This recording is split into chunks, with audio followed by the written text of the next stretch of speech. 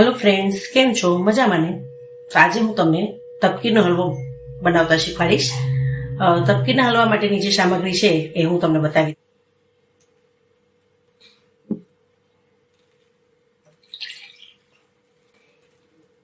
એક વાટકી તપકીરનો લોટ છે તો એની સામે 3 વાટકી મેં પાણી લીધું છે. આ એનું પરફેક્ટ માપ છે. હવે આપણે લોટને મિક્સ કરી લઈશું.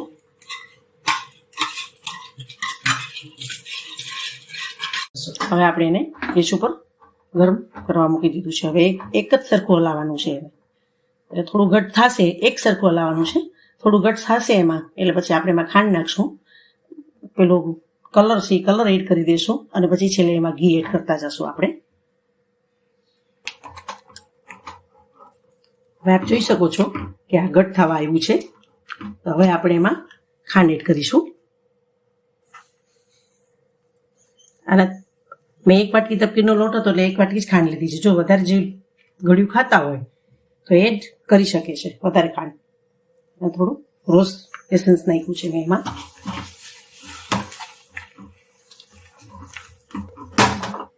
થોડું થોડું ઘી એડ કરતા જશું આપણે એમાં. ઘી છે એ માપ પ્રમાણે જ આપણે લેતા જશું એટલે ચોટે નહીં નીચે અને એકદમ સ્મૂથ થાય. તો આપ જોઈ શકો છો કે એકદમ ઘટ્ટ થવા આવ્યું છે.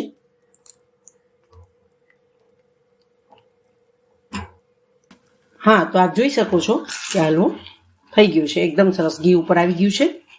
ઘી તો આમાં બહુ ઓછું જોઈએ છે. લગભગ મેં આમાં 1 વાટકી તપકીરનો લોટ, 3 વાટકી પાણી, પણ એમાં 3 થી 4 ચમચી જ ઘી જોયું છે.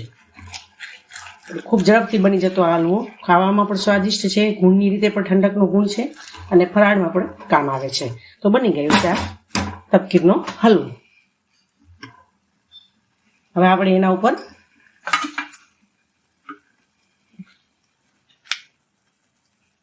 એલચી પાવડર અને કાજુ પિસ્તાની કતરણ આપણે એમાં એડ કરીશું.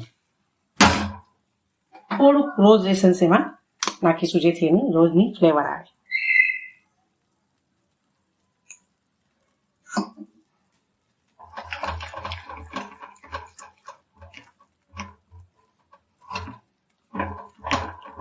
એમ પાથરી દઈશું.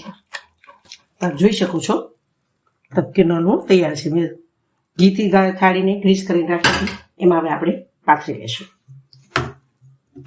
ખૂબ જ સરસ થઈ ગયું છે. એકદમ પાણીદાર આપ જોશો કે કાચ જેવું લાગે છે. જે પરફેક્ટ થઈ ગયું છે એકદમ.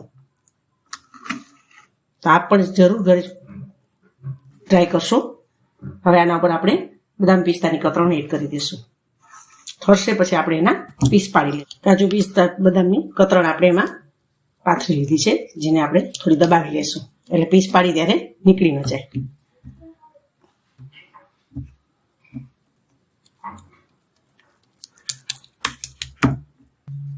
ખૂબ ઝડપથી બની જતો તપકીરનો હલવો તૈયાર છે.